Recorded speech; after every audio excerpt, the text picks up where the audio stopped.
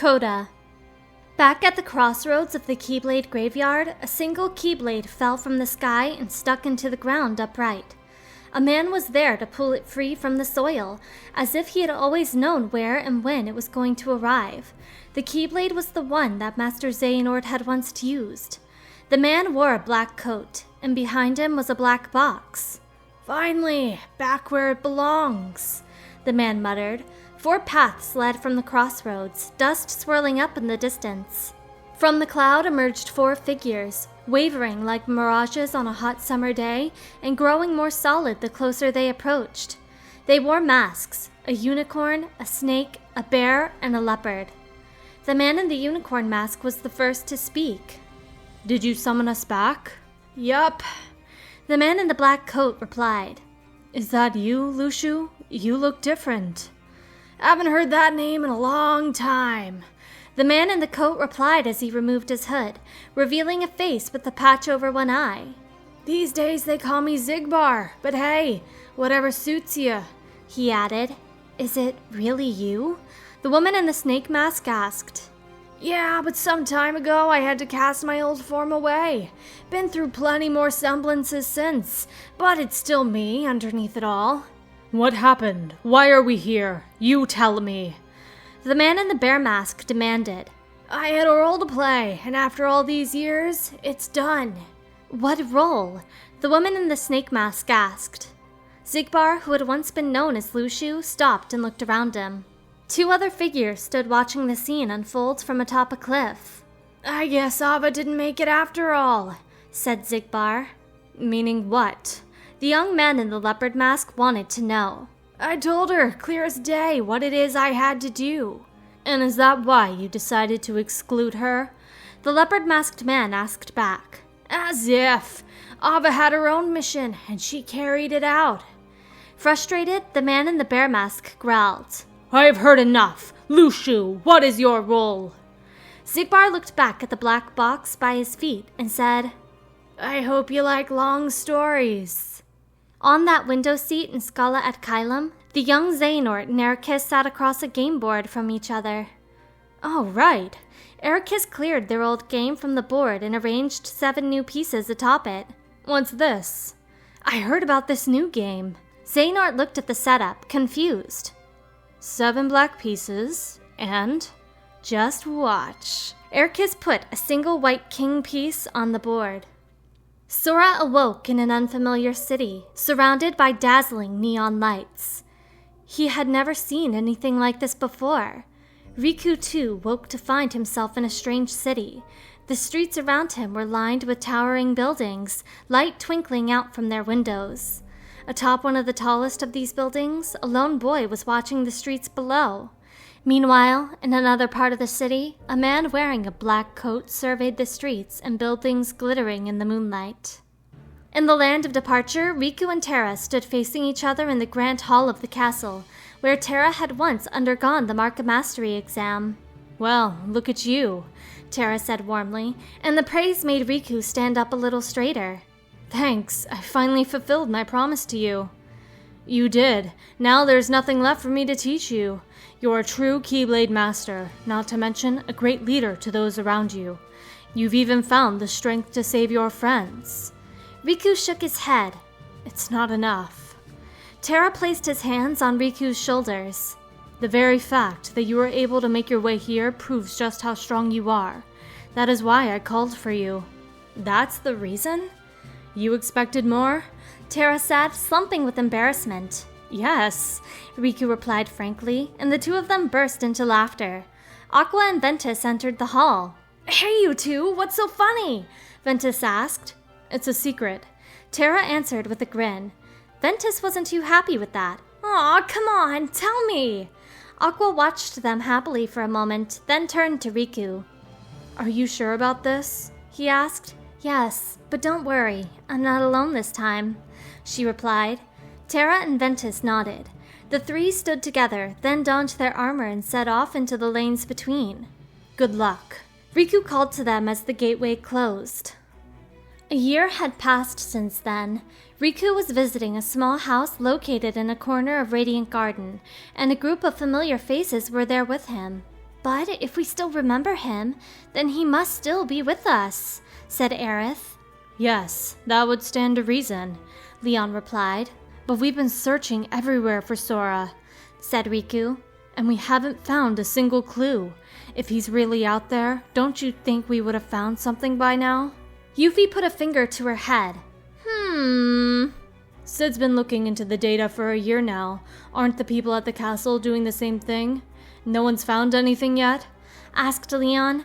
Riku turned to Sid, who was sitting at the computer. Well, it's outside their field of experience. Come on, Sid, can't you throw us a bone here, please? Yuffie begged. Sid spun to face her. Be quiet, he barked. I'm trying. I'm this close to something, I know it. Sid, you are 1,000,000 times worse than a broken record. Yuffie's comeback got a chuckle from everyone. By the way, how are the others? Asked Leon. Apparently this had been bothering him. Well, Mickey, Donald, and Goofy are searching for clues in every past world that Sora's been to. Terra, Ven, and Aqua went to the Realm of Darkness, and the Twilight Town gang are studying Roxas's and Shion's memories. And what about Kairi? Asked Aerith with concern. He lowered his eyes. Kairi. She believes her heart might hold a clue about Sora. For a year, she's been sound asleep while they search her heart. So there's been no progress, Aerith replied, seeming disappointed as well. What in the world is this? Sid suddenly exclaimed and jumped to his feet. Riku and the others peered around him at the screen. What is it?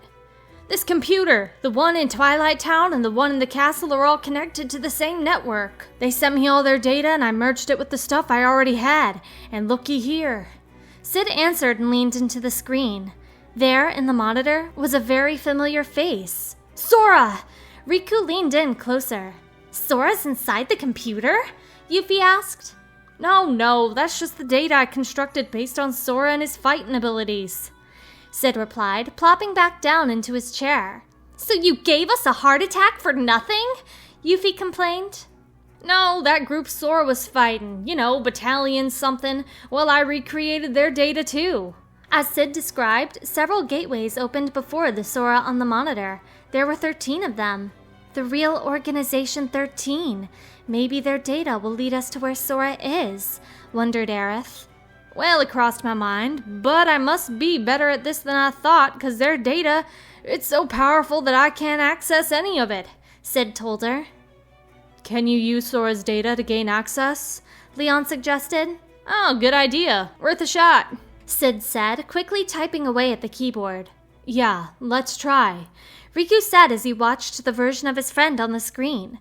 Sora ran through one of the gateways and fought the organization member beyond. He defeated all 13 of them, but... No sign of the boy, said Sid, and Yuffie was equally disheartened. What a bummer. Suddenly, there was a flicker of light behind them. The unexpected arrival was the fairy godmother, the very one who had used her magic to help Cinderella. Fairy godmother! Aerith cried with surprise. Oh, I hope I didn't startle you, she said cheerily. Not at all. What brings you here? Leon asked the fairy. Well, dear, I was asked to come by Merlin and Yensid. Now, where is... Oh, Riku. Yes, Riku is his name, she replied, looking around the room. Here, he said, walking over to her. I'm Riku. Why, it's nice to meet you. Now I'd like you to tell me about the dreams you've been having, dear, Fairy Godmother said with a smile, her magic wand in hand. Huh? My dreams? Riku thought for a moment. Were those dreams? There's one. It was dark and I was surrounded by tall buildings. I was looking around for Sora when I felt someone watching me from way up high. And? Yuffie prodded. And that's all I remember. Riku shook his head. That's all I've got. It's just a dream about a night in a strange city I've never seen before. Ugh, but what happens next? Sid may have been let down, but Fairy Godmother seemed to understand quite well. Oh, I know. Why Riku's dream? Asked Leon. Oh, because Master Yen Sid was worried you weren't having any luck finding Sora, and because Riku has been in Sora's dreams before, he thought perhaps Riku may just be the key. That's why he and Merlin asked me to come here and look into his dreams, since of course dreams are my specialty. Fairy Godmother answered. So Riku's dreams might hold the key? Aerith wondered. Yes, dear. I'm sure there's something there that leads to Sora. In my dreams? Riku said softly. Fairy Godmother chuckled. And the other two? She added with a wink. This place. Sora was back in that world of sea and sky.